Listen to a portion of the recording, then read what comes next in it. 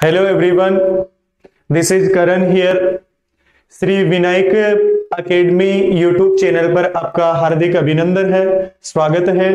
और मैं आपके लिए इंग्लिश जो सब्जेक्ट को लेकर हाजिर हुआ हूँ। इंग्लिश सब्जेक्ट जो नेवी एयरफोर्स वगैरह या अदरवाइज जो भी आप कॉम्पिटिटिव एग्जाम फॉलो करोगे उन सब चीजों को लेकर हम इस पे तो आज हम आपके सामने चर्चा करने जा रहे हैं जो कंपटीशन लेवल का एक बड़ा ही खूबसूरत टॉपिक है वाब। उस पर अपन चर्चा करेंगे या उस पर कंसल्ट करेंगे कि जो वाब किस एरिया को कवर करेगी, या फिर अपन जो आगे जो भी टॉपिक्स पढ़ेंगे जैसे टेंसेज वगैरह आ जाते हैं, मॉडल्स वगैरह हैं, या फिर आपके जो नरेशन पढ़ोगे, वॉइस पढ़ोगे, उन सब में हेल्पफुल रहेगा।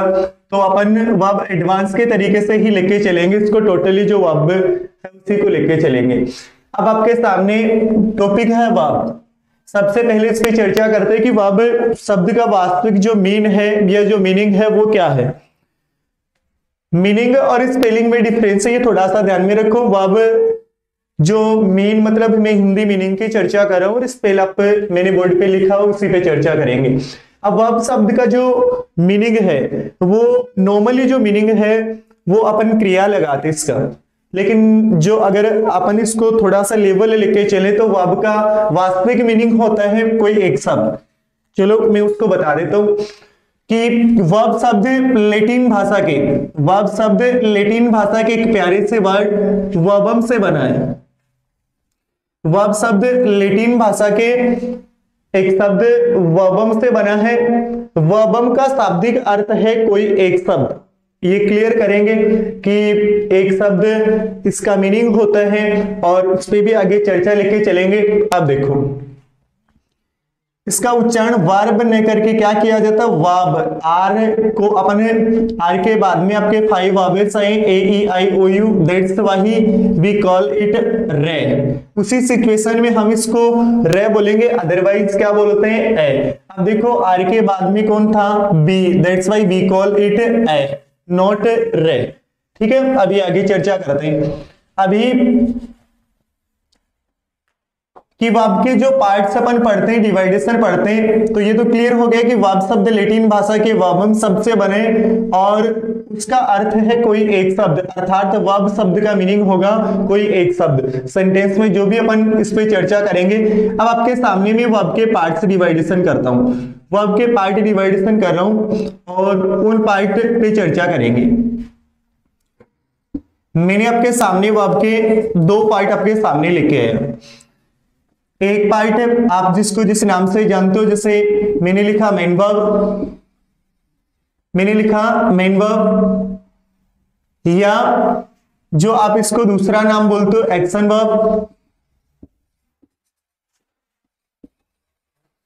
वर्ब, या तीसरा इसको अपन बोल सकते हैं प्रिंसिपल वर्ब, या इसको बोला जा सकता है प्रिंसिपल वर्ब। ठीक है, ये तो इसी के पार्ट है, मेन वर्ब पे ही चर्चा होगी, ये इसी पे कंसल्ट करेंगे। दूसरे इसका पार्ट होता है ऑक्सिलरी वर्ब, दूसरा इसका पार्ट होता है auxiliary verb,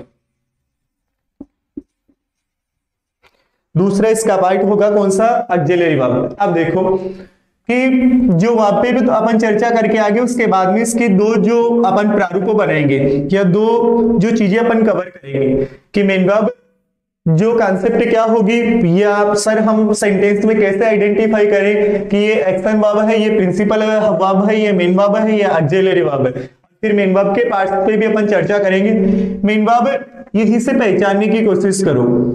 main verb, main मतलब मुख्यतः, वर्ब मतलब कार्य को प्रदर्शित करे। सीधी सी चीज इतनी सी ध्यान में रखनी है। देखो इस वर्ड से भी क्लियर हो रहा है एक्शन वर्ब अर्थात ऐसी क्रिया या ऐसा वर्ड जो सेंटेंस में किसको रेफर करे, एक्शन को अर्थात एक्ट कार्य को या वर्क को रेफर करे। या प्रिंसिपल का तो प्रिंसिपल मेन का ही सिनोनिम है या पर्यायवाची शब्द है। तो सीधी सी चीजें ध्यान में रखनी है। जैसे मैंने एक सेंटेंस लिख दिया आपके सामने छोटा सा, मैंने बोला आई टीच यू इंग्लिश, मैंने सेंटेंस लिखा आई टीच यू इंग्लिश। अब इसमें चर्चा कीजिए कितने वर्ब्स यूज हुए हैं सेंटेंस में। सेंटेंस में वर्ब यूज हुआ है सिंगल वर्ब, कौन सा? टीच। अब आपको पूछ रहे कि ऑक्सिलरी वर्ब है या फिर मेन वर्ब, तो इस पे अपन चर्चा करेंगे कि एक्शन को शो कर रहे हैं। एक्शन को शो करे, आई टीच यू, मैं काम कर रहा हूं। कौन सा काम कर रहा हूं? पढ़ाने का। तो ये तो इस सेंटेंस में कौन हो गया? मेन वर्ब हो गया।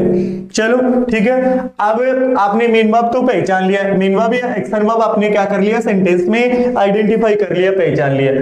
आज सबसे पहले मेन वर्ब पे ही चर्चा करेंगे, फिर ऑक्सिलरी वर्ब को लेके चलेंगे।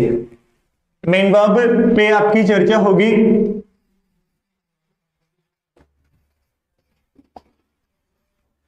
मेन वर्ब के जो पार्ट्स पढ़ेंगे, डिवाइडेशन पढ़ेंगे कि अपन ने कोई भी एक जो शब्द ले लिया कि अपन मेन वर्ब बोल रहे हैं, आपने एक जो वर्ब ले ली टीच, अभी काम में लिया था, आपने बोला था कि वो क्या है? मेन वर्ब है। अब इसके डिवाइडेशन लेके चलते हैं। मेन वर्ब्स के कितने पार्ट होते हैं? मेन वर्ब्स के बेसिकली बहुत सारे पार्ट आपको मिलेंगे, लेकिन मैं पहला लेके चल रहा हूं ट्रांजिटिव वर्ब।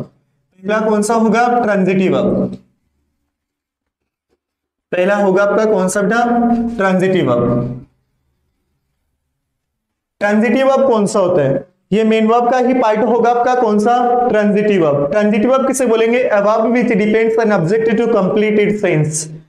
वर्ब एक क्रिया व्हिच डिपेंड्स, जो निर्भर करती है, ऑन ऑब्जेक्ट, ऑब्जेक्ट पे या कर्म पे, टू कंप्लीट इट्स सेंस, अपने अर्थ को पूर्ण करने के लिए। चलो मैं समझाता हूं कैसे ट्रांजिटिव वर्ब किसे बोलोगे। सुनिएगा दोबारा। एक ऐसी क्रिया जो क्या करे, अपने कंप्लीट अर्थ के लिए या कंप्लीट सेंस के लिए किस पे डिपेंड करती है? ऑब्जेक्ट पे डिपेंड करती है, कर्म पे डिपेंड करती है। क्या कहलाती है? क्या कहलाती है?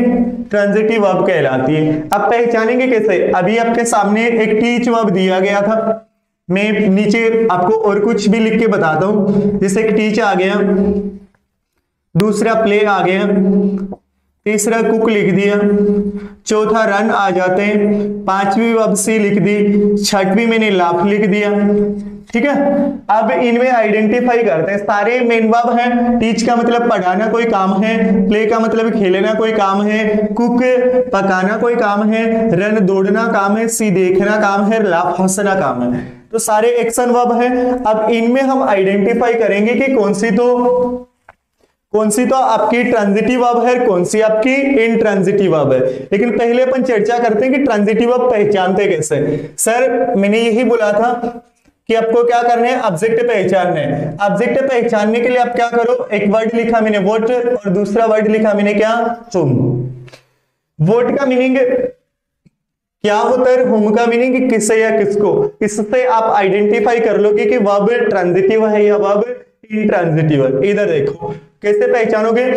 मेन वर्ब का ही पार्ट था टीच, पढ़ाना। मैंने बोला कि वॉच, टीच पढ़ाना, वॉट क्या पढ़ाता हूं, सेंटेंस बन सकता है या फिर अपन क्वेश्चन बना सकते हैं। सीरीज से ध्यान में रखना कि अगर आपको कोई भी वर्ब दी गई है उससे वॉट और होम से क्वेश्चन बन जाए, वॉट और होम से क्वेश्चन बन जाए तो वो ट्रांजिटिव वर्ब होगी, और अगर वॉट और होम से क्वेश्चन ना बने तो वो इंट्रांजिटिव वर्ब होगी। मैंने बोला, मैंने अभी एक सेंटेंस लिखा था कि आई टीच यू इंग्लिश, ऐसा सेंटेंस लिखा था अभी।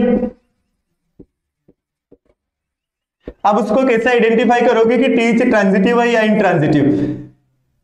पहचाना, व्हाट क्या पढ़ाता हूं, इंग्लिश, बन गया क्वेश्चन। चाहे दोनों में से किसी से भी बन जाए, वो कैसी क्रिया हो जाएगी? ट्रांजिटिव हो जाएगी। इसमें तो होम से भी बन रहे हैं, तो जो दोनों सीक्वेंस होगी, चाहे व्हाट से बने चाहे होम से बने, दोनों में से किसी से भी बन जाए, कैसी वर्ब होगी? ट्रांजिटिव वर्ब होगी। अब आगे चर्चा करते हैं। आगे जो चर्चा होगी आपकी कि ट्रांजिटिव वर्ब के बाद में आपकी कुछ एग्जांपल्स है, उनको पहचाने कि कौन सी ट्रांजिटिव है कौन सी इंट्रांजिटिव। अब इनमें से लिखी हुई जो वर्ब है उनमें से टीच आपकी कैसी वर्ब होगी? Transitive verb. कैसी वर्ब होगी? ट्रांजिटिव वर्ब हो जाती है। समझ गए? प्ले खेलना, व्हाट क्या खेलना, क्रिकेट फुटबॉल वगैरह हम काम में ले सकते हैं, तो ये कैसी क्रिया हो गई? ये भी ट्रांजिटिव टीवी हो गई। अब आगे चलो, कुक पकाना कैसी क्रिया है? व्हाट क्या पकाना, दाल पकाना, चावल, कुछ भी हो सकते हैं। लेकिन आगे काम में लिया गया रन। रन का मतलब दौड़ना। मैंने सेंटेंस काम में लिया आपके सामने, आई रन वेरी फास्ट। ठीक है, अब यहां वर्ब काम में ली कौन सी? रन। कैसी वर्ब है आपने पहले आइडेंटिफाई कर लिया, कोई एक्ट हो रहा है, that's why we call it main verb. क्या पुकार दिया इसको, अपन ने मेन वर्ब बोल दिया। अब मेन वर्ब में आपने पूछा कि सर ट्रांजिटिव है या नहीं, तो ट्रांजिटिव आपको पहचानने के लिए किससे पर्सन पूछना पड़ेगा, व्हाट से। व्हाट से पर्सन पूछा, बनता है पर्सन आई रन व्हाट, क्या दौड़ता हूं, नहीं बनेगा। दूसरा WH वर्ड और बना के देख लो, किसका, होम का, बनेगा, नहीं बनेगा कि मैं क्या दौड़ता हूं, मैं किससे दौड़ता हूं, किसको दौड़ता हूं, ऐसा क्वेश्चन नहीं बनेगा। तो इसी कारणवश यहां रन कैसे क्रिया हो गए होगी, इंट्रांजिटिव वर्ब होगी। ये अपने संपूर्ण अर्थ के लिए ऑब्जेक्ट पे डिपेंड नहीं करती। फिर सी का सी लिख दिया। अब सी कैसे क्रिया, सी का मतलब देखना, व्हाट क्या देखना, कोई भी चीज हो सकती है, तो ये क्या हो गया, ट्रांजिटिव वर्ब हो गया। लाफ का मीनिंग क्या होते हैं, लाफ का मीनिंग है हंसना। मैंने बोला आई लाफ, मैंने सेंटेंस लिख के दे दिया, आई लाफ में हंसता हूं। अब लाफ जो आपको वर्ब काम में ली गई है, इससे पर्सन बना के देखो, व्हाट से, व्हाट क्या हंसता हूं, नहीं है क्या हंसता हूं, ये तो ऐसा कोई सेंटेंस अपना बनेगा नहीं, या फिर अपन एडमिशन के लिए बना सकते हैं। दूसरा जो बोला गया होम, होम का भी आपका यहाँ कोई सेंटेंस बनने वाला नहीं है। इसी कारणवश ये जो वर्ब, इनमें से टीच, प्ले, कुक और सी, ये तो कैसी वर्ब होगी, ट्रांजिटिव वर्ब होगी। और दो जो वर्ब थे कौन से, एक रन और दूसरी कौन सी, लाफ, वो कैसी होगी, इंट्रांजिटिव वर्ब होगी। इसी का दूसरा पार्ट, पहला जो पार्ट अपन ने ट्रांजिटिव वर्ब लिखा, दूसरा पार्ट इसका कौन सा आ जाता है, intransitive verb, intransitive verb. Intransitive verb अभी आपने पहचान लिया, ट्रांजिटिव सकर्मक क्रिया, इंट्रांजिटिव अकर्मक क्रिया है, और आपको उसका प्रॉपर वे बता दिया। अब आगे चलो, यही मेन वर्ब्स के पार्ट लेके चल रहे हैं। फिर आगे नंबर 3 मैंने लिखा रेगुलर वर्ब। यही मेन वर्ब का पार्ट है रेगुलर वर्ब। कि रेगुलर वर्ब किसे बोलते हैं, रेगुलर वर्ब कौन सी वर्ब होती है, उस पर चर्चा करते हैं। देखो अभी आपके सामने एक टीच वर्ब था, आपने शुरुआत में उसको बोला मेन वर्ब है। देखो शुरुआत में आपने उसने बोला मेन वर्ब है, फिर आपको उसने क्या बता दिया, दोबारा जब इनमें डिवाइडेशन किया तो वो कौन सी वर्ब होगी, कि वो आपने बोला कि ट्रांजिटिव वर्ब होगी। लेकिन फिर अगले ने आपसे पूछ लिया कि बताओ भैया कि ये रेगुलर वर्ब है या चौथा इसका पार्ट इरेगुलर वर्ब है।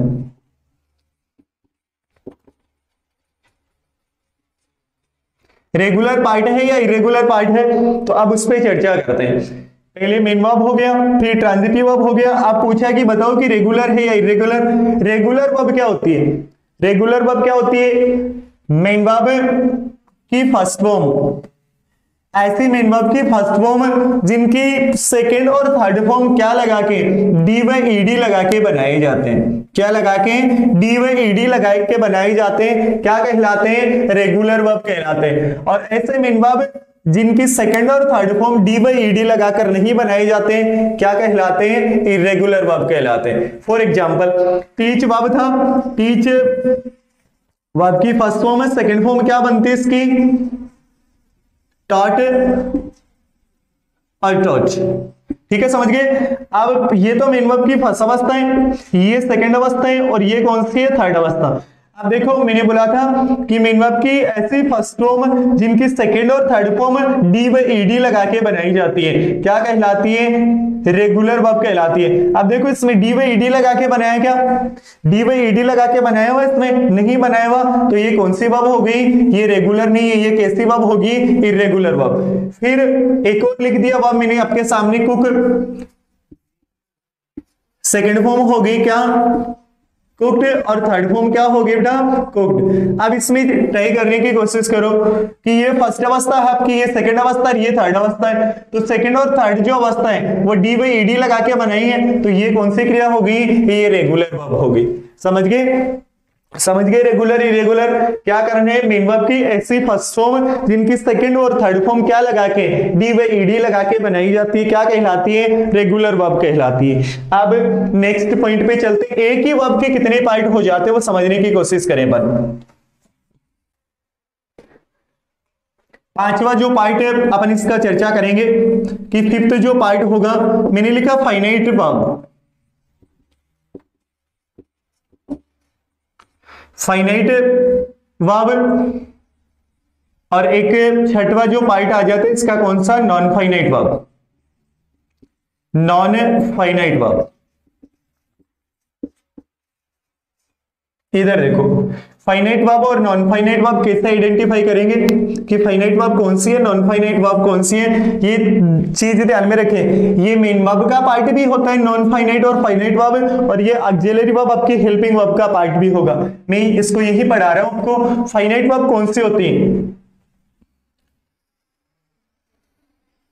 ऐसी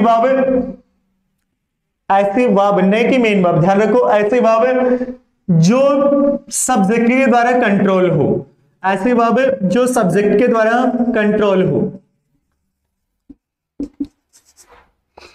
ऐसे वर्ब जो सब्जेक्ट के द्वारा कंट्रोल हो।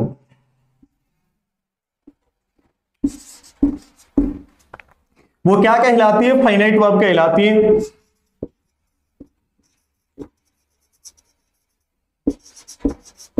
इधर देखो कैसे आपने शुरुआत में पहचाना कि ये आपकी वर्ब है, फिर आपने पहचान लिया कि ये वर्ब में कौन सी वर्ब है, मेन वर्ब है। मेन वर्ब में फिर टीच कौन सी पढ़ी है अपन ने, ट्रांजिटिव पढ़ ली। फिर रेगुलर इरेगुलर में आपने पढ़ा कि ये कैसी वर्ब है, आपकी इरेगुलर वर्ब है। अब आगे चलो फाइनाइट और नॉन फाइनाइट। मैंने बोला था कि ऐसी वर्ब जो सब्जेक्ट के द्वारा कंट्रोल हो। यहाँ सब्जेक्ट कौन है, आई, ही, और कौन है, दे।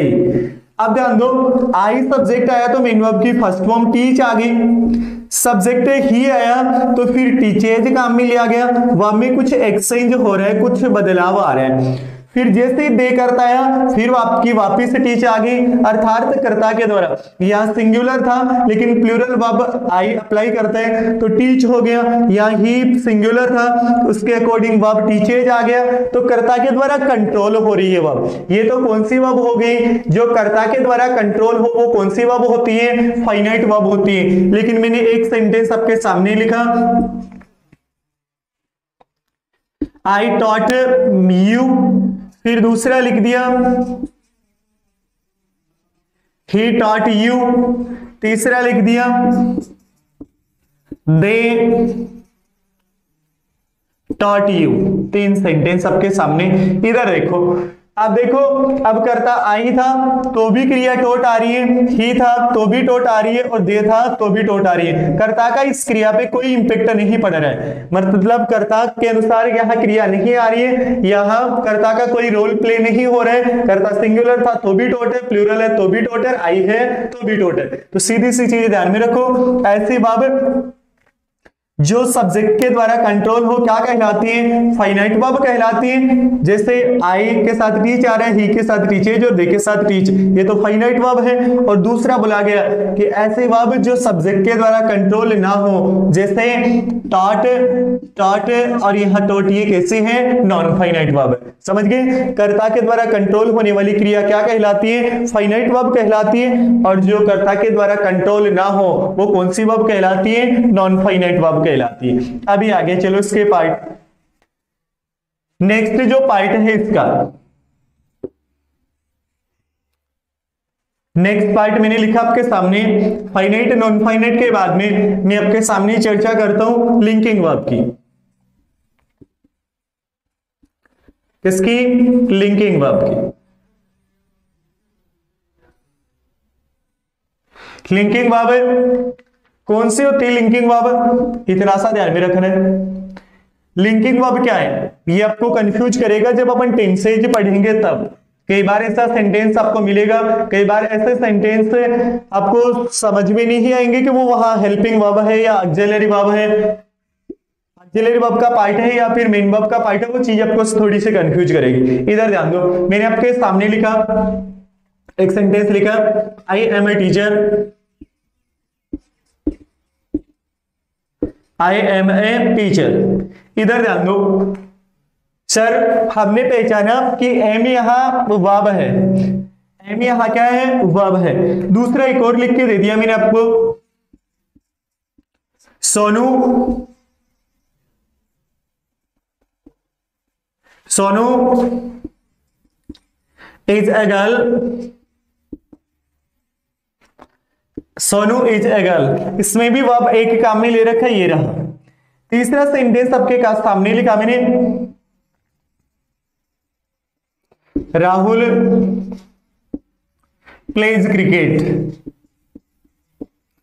अब आपको लिंकिंग का डिफरेंस बताता हूं, लिंकिंग का डिफरेंस बताता हूं। तीनों सेंटेंस में फर्स्ट सेकंड और थर्ड आपका सेंटेंस है, उसमें जो क्रिया है पहले सेंटेंस में एम है, दूसरे में इज है और तीसरे सेंटेंस में प्ले है। तो उसकी ऐसे फॉर्म प्लेज काम में ले रखी है। अब समझने की कोशिश कर रहे हैं। सर हमने पहचाना कि वर्ब है, वर्ब में ये आप बोल रहे थे कि एक्शन वर्ब तो तब, एक्शन वर्ब या प्रिंसिपल वर्ब तो तब होगी जब वो किसी एक्ट को प्रदर्शित करें। जैसे बोला गया Rahul pledge cricket, Rahul cricket खेलते हैं, ये तो मेन वर्ब या एक्शन वर्ब या प्रिंसिपल वर्ब होगी, नो डाउट। ठीक है, अब आगे चलो। अब बोला गया कि आई एम ए टीचर, तो इसमें कई बार ऐसा सिचुएशन होती है कि ये एम कैसा है, आप ये बोलते हो कि ये क्या है, यहाँ हेल्पिंग वर्ब। कई टीचर्स भी ऐसे बोल देते हैं कि ये कौन है, हेल्पिंग वर्ब, और या फिर कई क्या बता देते हैं ये मेन वर्ब है। अगर मेन वर्ब है तो मेन वर्ब तो एक्शन को रिप्रेजेंट करती है, कोई काम होता है उससे, लेकिन हेल्पिंग वर्ब भी कोई काम है नहीं होते। तो दोनों चीजें समझने की कोशिश करना, मैं समझाता हूं अंतर। वो न हेल्पिंग वर्ब होती है, न आपकी क्या होती है, मेन वर्ब होती है। सीधी सी चीज ध्यान में रखो। अब एक क्रिया जो क्या करे बेटा, if a sentence have single verb, अगर एक सेंटेंस क्या करे बेटा, एक ही वर्ब हो। If a sentence have single verb, अगर सेंटेंस क्या करे, एक ही वर्ब रखे और फिर उसके बाद में क्या हो, वो सिंगल वर्ब क्या नहीं करे, एक्शन को प्रदर्शित ना करे, एक्शन को प्रदर्शित ना करे, तो वो क्या कहलाती है, वो लिंकिंग वर्ब कहलाती है। क्या कहलाती है, लिंकिंग वर्ब। अब देखो सेंटेंस में एक एक वर्ब है, लेकिन इसमें भी एक थी, लेकिन वो काम को प्रदर्शित कर रही थी, तो वो लिंकिंग नहीं हो सकती। ठीक है, लेकिन आई एम ए टीचर, इसमें बोला गया कि आई एम ए टीचर, मैं एक टीचर हूं, एक वर्ब, सेंटेंस में एक ही वर्ब है, एम काम में लिया है, लेकिन फिर इसको अपन आइडेंटिफाई करें, समझने की कोशिश करें कि एम सिंगल वर्ब है, सिंगल ही है। मैंने ये बोला था इफ ए सेंटेंस है सिंगल वर्ब, और वो किसको रेफर ना करे, एक्शन को, काम को रेफर ना करे, तो वो क्या कहलाती है, लिंकिंग वर्ब कहलाती है। आप देखो इधर एम से कोई काम हुआ क्या, यहाँ प्ले से तो खेलना कोई काम हो रहा था, एम से कोई काम नहीं हुआ, इसीलिए ये सेंटेंस की कौन सी वर्ब है, लिंकिंग वर्ब होगी। फिर बोला Sonu is a girl, Sonu एक लड़की है, इज सेंटेंस में एक वर्ब है और वो किसी एक्शन को रिप्रेजेंट नहीं कर रही, तो कौन सी वर्ब होगी, इट्स भी, हाँ कौन सी होगी, लिंकिंग वर्ब होगी। फिर सर ऑक्सिलरी वर्ब क्या होगा, ये ऑक्सिलरी वर्ब को अपन आइडेंटिफाई कैसे करेंगे, वो ऑक्सिलरी वर्ब का दूसरा पार्ट, उस पर अपन चर्चा करेंगे, अभी इसी पे चर्चा रहती है। क्लियर है लिंकिंग वर्ब, क्लियर है लिंकिंग वर्ब। लिंकिंग वर्ब क्या होती है, सेंटेंस, इफ ए सेंटेंस है सिंगल वर्ब, अगर सेंटेंस क्या रखे, एक ही वर्ब रखे और वो किसको रिप्रेजेंट ना करे, एक्शन को रिप्रेजेंट ना करे, तो क्या कहलाती है, आपकी लिंकिंग वर्ब कहलाती है। ठीक है, लिंकिंग वर्ब के बाद अपना इसी का आगे पार्ट आता है स्टेटिव वर्ब। आगे पार्ट आता है अपना कौन सा, स्टेटिव वर्ब। अब स्टेटिव वर्ब जो कौन सी वर्ब होती है, या उस पर चर्चा करेगी। सर स्टेटिव वर्ब कौन सी होगी, हम स्टेटिव वर्ब को कैसे आइडेंटिफाई करें, मैं आपको बताता हूं, कुछ आपको कुछ एग्जांपल स्वरूप लिखता हूं। जैसे मैंने लिखा आपको सी, हियर, लव या इंटरेस्ट, ये आपके सामने कुछ वर्ब लिखे। आपको कंफर्म पता है किसी का मतलब देखना, एक मेन वर्ब है, हियर सुनना मेन वर्ब है, लव स्नेह करना, प्रेम करना, इंटरेस्ट मतलब किसी चीज में रुचि रखना। अब आपको पूछा गया कि स्टेटिव वर्ब की कॉन्सेप्ट क्या होगी, स्टेटिव वर्ब की कॉन्सेप्ट क्या होगी, परिभाषा क्या होगी, वो अपन आइडेंटिफाई करें कि स्टेटिव वर्ब क्या होती है। इतनी सी चीज ध्यान में रखनी है, ऐसी वर्ब जिसका कंटिन्यूअस टेंस में प्रयोग नहीं होता है, या सीधे शब्दों में कहूं तो ऐसे वर्ब जिसका कंटिन्यूस टेंस नहीं होता है या कंटिन्यूस टेंस नहीं बनाया जा सकता है। कहने का सेंस ये है कि कंटिन्यूस टेंस में अपन क्या नहीं लिख सकते, सीइंग नहीं लिख सकते, या फिर क्या नहीं लिख सकते, हियरिंग नहीं लिख सकते, या फिर क्या नहीं होगा, लव का लविंग नहीं लिखा जाएगा, या फिर इंटरेस्ट का इंटरेस्टिंग नहीं लिखा जाएगा। क्यों? सीधी सी चीज ध्यान में रखो, कई बार ऐसा भी बताएंगे, वो मैं आपको क्लियर करूंगा कि कई आपको कॉन्सेप्ट मिलेंगे कि स्टेटिव वर्ब क्या होगा, तो आपको इस तरीके से बताना पड़ेगा कि ऐसी मेन वर्ब जिनकी आईएनजी फॉर्म नहीं बनाई जाती हो। आईएनजी फॉर्म तो लगभग सबकी बनती है, सी का मतलब वैसे देखना होता है, लेकिन मिलने के लिए आईएनजी बन सकता है, आईएनजी बन सकता है, या वो जीरेंट की कंडीशंस में भी आ सकता है, अदरवाइज सीक्वेंस है। लेकिन आपको इतना सा ध्यान रखना, कुछ ऐसे वर्ब हैं जिनकी क्या नहीं बनाई जाती, क्या नहीं होता, जिनका कंटिन्यूस टेंस नहीं होता, अर्थात कंटिन्यूस टेंस में उन्हें आईएनजी फॉर्म में अपन यूज नहीं कर सकते। क्या कहलाते वो? क्या कहलाते? Stative verb. जैसे सी का सीइंग नहीं लिखा जाएगा, कंटिन्यूस में सी काम में नहीं आता, न हियर आता है, न नव आता है, न इंटरेस्ट आता है। जैसे आपने कभी भी लविंग लिखा हुआ नहीं देखा होगा एज ए वर्ब, और तो अदरवाइज सीक्वेंस में तो आपको मिल जाएगा इंटरेस्ट को इंटरेस्टिंग लिखा हुआ, हियर को हियरिंग लिखा हुआ। ऐसा अपन कंटिन्यूस टेंस में नहीं देखते। तो सीधे शब्दों में यही है, ऐसी वर्ब जो कंटिन्यूस टेंस में प्रयोग नहीं होती है, ऐसी वर्ब जिसका कंटिन्यूस टेंस नहीं होते हैं, क्या कहलाती है? क्या कहलाती है भैया? स्टेटिव वर्ब कहलाती है। आगे चलो, नंबर 9 इसका जो पार्ट है, नंबर 9 जो पार्ट है वो आ जाता आपका कौन सा? जीरेंड वर्ब। कौन सा आ जाता है? जीरेंड वर्ब। आप जो भी वीडियो को पॉज करके आराम से उसे देखें, रिवाइज करें और समझने की कोशिश करें कि कौन सी चीज अपन किस वे में अपन काम में लेते हैं। जीरेंड वर्ब, आप नेक्स्ट पार्ट आता है जीरेंड वर्ब। जीरेंड वर्ब क्या होती है? जीरेंड वर्ब की परिभाषा क्या होगी? वर्ब एक वर्ब जो सेंटेंस में किस फॉर्म में आकर आईएनजी फॉर्म में आकर, ऐसी वर्ब जो सेंटेंस में आईएनजी फॉर्म में आकर किसका काम करे? नाउन का काम करे। एक वर्ब जो सेंटेंस में आईएनजी फॉर्म में आकर नाउन का काम करे, अर्थात वो किस रूप में लिखा जाए, या तो सब्जेक्ट के रूप में लिखी जाती है या फिर किस रूप में लिखी जाती है? ऑब्जेक्ट के रूप में लिखी जाती है। कहने का सेंस यही है, जीरेंड वर्ब क्या होगी?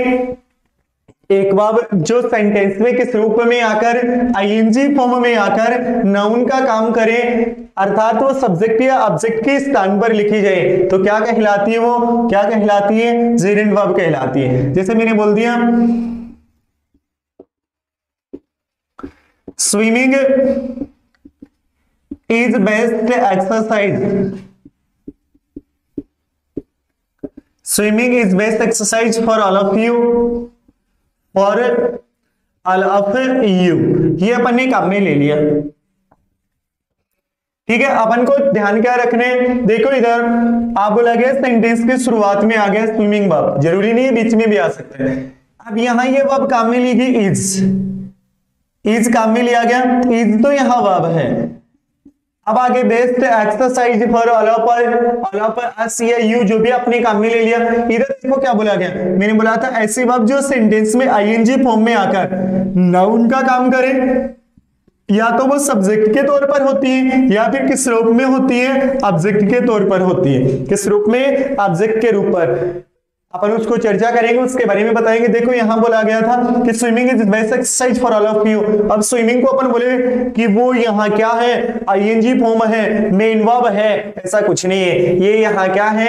ये यहाँ जीरेंड वर्ब है जो सेंटेंस में किसका काम करिए? नाउन का काम करिए। इतनी सी चीजें ध्यान में रखने, इनको डीपली चर्चा करेंगे अपन जब एडवांस वर्ब पढ़ेंगे, तब आपको बेसिकली टेंसेज के पार्ट के लिए प्रिपेयर किया गया कि आप इसमें पजल्ड ना हो। ठीक है, अब आगे देखो, एक और आप बोलते हो जो इनकी जो प्रॉपरली जो चीजें हैं, आपको मेनली मेन वर्ब के जितने हैं आपके जो पार्ट्स होंगे उन पे मैंने कंसल्ट कर लिया, चर्चा कर ली।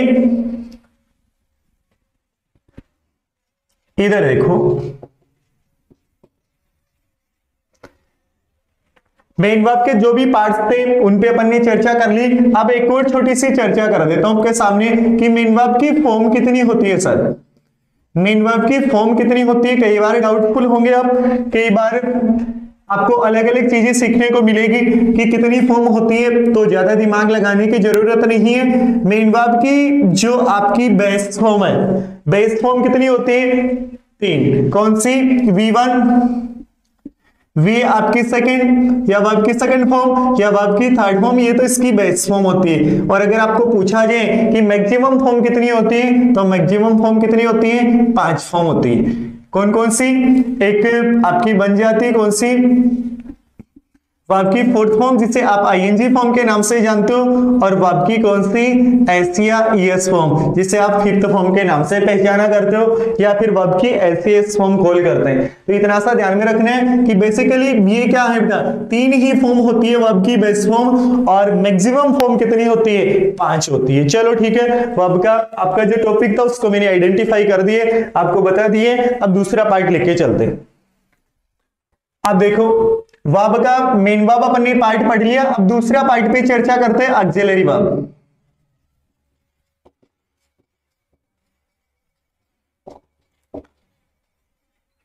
ऑक्सिलरी का मीनिंग क्या होता है मैं आपको समझाता हूं, कि ऑक्सिलरी वर्ब होता है क्या है। इसका मीनिंग होता है सहायक क्रिया, लेकिन मैं आपको एक छोटा सा प्रारूप बना के समझाता हूं। इधर देखो, ये सपोज कर लो आप किसी कार में बैठे और उसमें म्यूजिक सिस्टम है, उसमें एक छोटा सा जो आप उसमें जो अपने जो लीड लगाते हो या जो वायर अटैच करते हो, वहां एक छोटा सा ऐसे होल होता है, उस पे लिखा होता है इसे क्या, AUX, समझ रहे हो, ऐसे लिखा होता है उस पे AUX लिखा होता है ना, समझ रहे हो आप मैं कहने का सेंस। उस ऑक्स का मीनिंग भी है कि अगर उस म्यूजिक सिस्टम को आपको प्ले करना है ना, बजाना है, तो उसकी आपको क्या करनी पड़ेगी, सहायता लेनी पड़ेगी। ऐसे उसका रिफरेंस यही है, ये वर्ड बना वहीं से बेटा। ऑक्सिलरी का मीनिंग क्या है बेटा, सहायक, और इसका अपन दूसरा जो नाम काम में लेते हैं वो क्या काम में लेते हैं, हेल्पिंग वर्ब। क्या काम में लेते हैं, हेल्पिंग वर्ब, समझ रहे हो। चलो ठीक है, टोटल ऑक्सिलरी वर्ब्स की संख्या कितनी होती है, 24। टोटल सही क्रियाएं कितनी होती है, 24, 24 सबकी क्या होती है, सही क्रियाएं होती हैं, और उन्हीं पे अपन चर्चा करेंगे। देखो ऑक्सिलरी वर्ब्स की परिभाषा पहले, ऑक्सिलरी वर्ब्स क्या होती है, सीधी सी चीज ध्यान में रखना, ऑक्सिलरी वर्ब्स क्या होगी, ऐसी वर्ब जो मेन वर्ब से पहले आकर, ऐसी वर्ब जो मेन वर्ब से पहले आकर या एक्शन वर्ब से पहले आकर या प्रिंसिपल वर्ब से पहले आकर टाइम और मूड को रिप्रेजेंट करे, क्या कहलाती है, ऑक्सिलरी वर्ब्स कहलाती है। इधर समझने की कोशिश कर रहा हूं, मैं आपके सामने कुछ एग्जांपल लिखता हूं। मैंने लिखा I can teach you, I can teach you.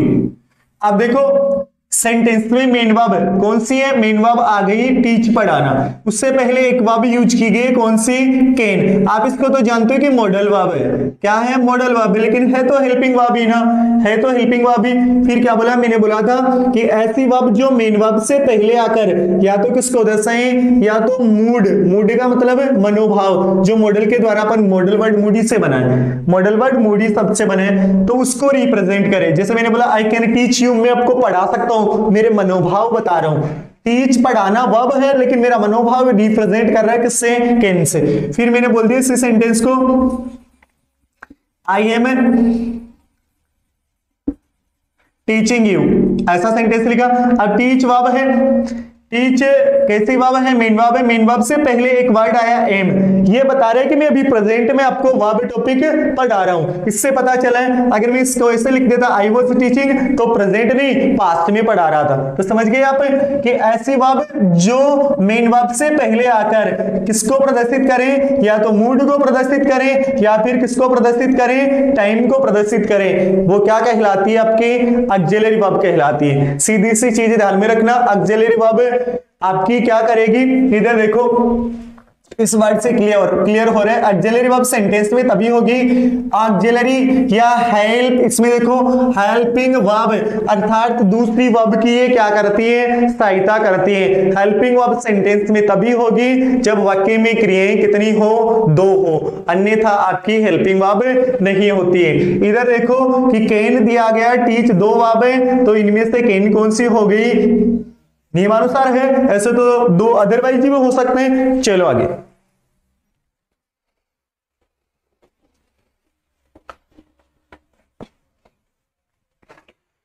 अब ऑक्सिलरी वर्ब्स की टोटल संख्या कितनी होती है, 24। उनको 2 डिवाइडेशन करता हूं आपके सामने।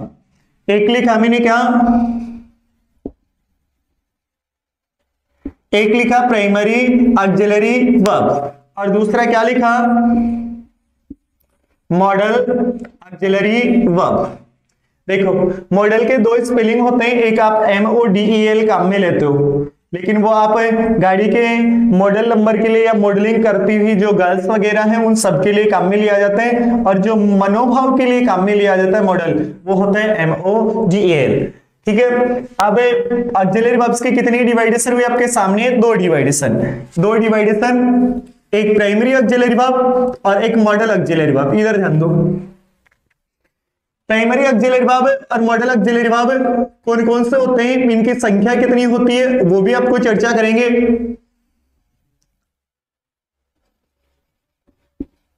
इधर देखो,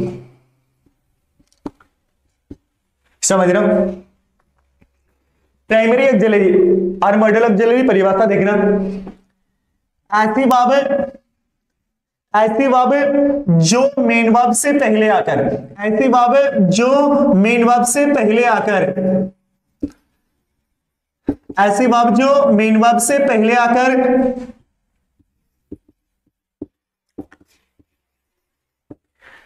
टाइम को रिप्रेजेंट करे, ऐसी वर्ब जो मेन वर्ब से पहले आकर टाइम को रिप्रेजेंट करें, प्राइमरी ऑक्सिलरी वर्ब कहलाती है। प्राइमरी ऑक्सिलरी वर्ब कहलाती है। वो लिंकिंग वाली सिचुएशन ध्यान रखना, अकेली आ रही तो फिर लिंकिंग होगा, वहां हेल्पिंग वर्ब का कोई लेना देना नहीं है। ऐसी वर्ब जो मेन वर्ब से पहले आकर, मेन वर्ब प्ले है, उससे पहले कौन आ गई, एम क्रिया आ गई आपकी, अर्थात वो क्या है, टाइम को रिप्रेजेंट कर रही है एम, तो वो प्राइमरी ऑक्सिलरी वर्ब होगी। प्राइमरी ऑक्सिलरी की संख्या कितनी होती है, 11 होती है। कितनी होती है, 11। कौन कौन से, एक तो टू बी क्रिया के रूप, बी क्रिया के रूप कौन कौन से होते हैं, इज, आर, एम, वॉज और लास्ट वन इज वर। ये 5 रूप है। फिर डू क्रिया के रूप, एक डू आ जाते हैं, दूसरा डज हो गया और तीसरा कौन हो गया, डिड। तीसरा कौन हो गया, डिड हो गया। फिर कौन आ गया, हैव क्रिया के रूप, हैज, हैव और हैड। ये सेंटेंस में ध्यान रखना, सेंटेंस में ध्यान रखना, अकेले आकर ये मेन वर्ब का काम भी कर लेते कई बार। जैसे आई डू माई वर्क, मैं मेरा काम करता हूं, यहां डू अकेली है। मैंने लिखा आई डू माई वर्क, इसमें डू अकेला है, डू का मतलब करना है, ये मेन वर्ब होगा। ठीक है, मेन वर्ब होगा, अकेले आकर भी किसी काम को रिप्रेजेंट करे। फिर मैंने बोल दिया I have a car, I have a car, यहां हैव कैसी वर्ब है, ये यहां मेन वर्ब है, ने की लिंकिंग वर्ब। लेकिन मैंने बोला सोनू इज अ बॉय, अब इधर देखो इज से हैव से रखना, डू से करना, लेकिन इज से है मीनिंग आ रहा है, तो ध्यान रहे यहां डू कैसे क्रिया है, यहां डू मेन वर्ब है, यहां हैव मेन वर्ब है, और इज यहां कैसी वर्ब है, लिंकिंग वर्ब है। अंतर समझ गए होंगे आप। प्राइमरी ऑक्सिलरी वर्ब से क्या है, मेन वर्ब से पहले, ऐसी वर्ब जो मेन वर्ब से पहले आकर टाइम या टेंस को रिप्रेजेंट करे, क्या कहलाती है, प्राइमरी ऑक्सिलरी वर्ब कहलाती है। इनकी संख्या टोटल कितनी होती है, 11। फिर आगे चलो, मॉडल ऑक्सिलरी वर्ब। क्या, मॉडल ऑक्सिलरी वर्ब। अब मॉडल ऑक्सिलरी वर्ब क्या है, ऐसी वर्ब जो मेन वर्ब से पहले आकर, ऐसी वर्ब जो मेन वर्ब से पहले आकर किसको प्रदर्शित करें, मूड को, मनोभाव को प्रदर्शित करें। जैसे मैंने आपके सामने सेंटेंस लिखा था, अभी बताया था आपको, क्या मैंने लिखा I can run fast, I can run fast. अब यहां वर्ब कौन सी, रन आ गई मेन वर्ब, रन है उससे पहले कैन आ गया कि मैं अभी भी तेज दौड़ सकता हूं, मेरे मनोभाव बता रहा हूं। ऐसे वर्ब जो मेन वर्ब से पहले आकर क्या करें, मूड को रिप्रेजेंट कर दे। मनोभाव है, मेरी जो मन है स्थिति है उसको रिप्रेजेंट करे, क्या कहलाती है आपकी मॉडल ऑक्सिलरी वर्ब कहलाती है। और मॉडल ऑक्सिलरी की संख्या कितनी होती है, टोटल 13 होती है। कौन कौन से हैं, जैसे can, could, may, might, shall, should, will, would,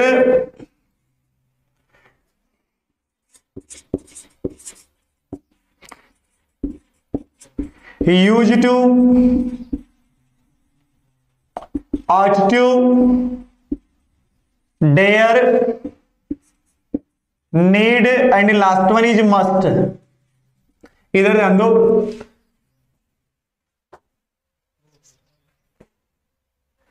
count कर लेना 13 हो गए आपके टोटल। ये 13 आपके जो है मॉडल ऑक्सिलरी वर्ब होते हैं। इतनी सी चीज ध्यान में रखना, ये दोनों है प्राइमरी ऑक्सिलरी वर्ब, ये कभी मेन वर्ब का काम भी कर लेती है, कभी हेल्पिंग वर्ब का भी काम कर लेती है। आपको सिचुएशन समझा दी, अभी सेंटेंस बताई दे। लेकिन ये मॉडल है ना, ये मॉडल हमेशा किसका काम करते हैं, हेल्पिंग वर्ब का। लेकिन इनमें भी कुछ अपवाद है जो क्या कर लेते हैं, वो कभी सेंटेंस में मेन वर्ब का काम भी कर लेते हैं। और अपन उनको किस नाम से जानते हैं, semi model.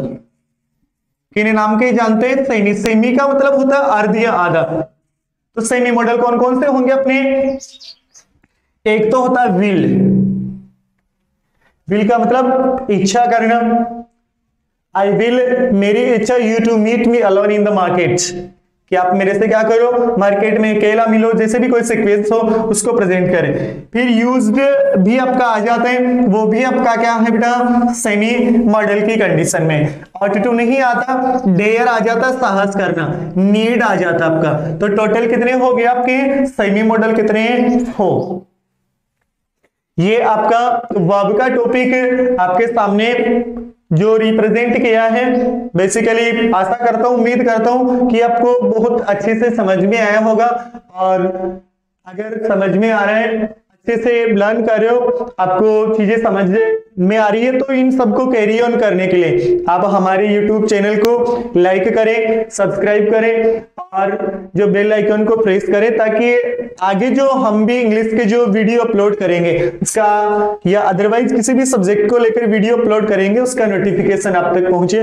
Thank you so much, keep enjoy your life.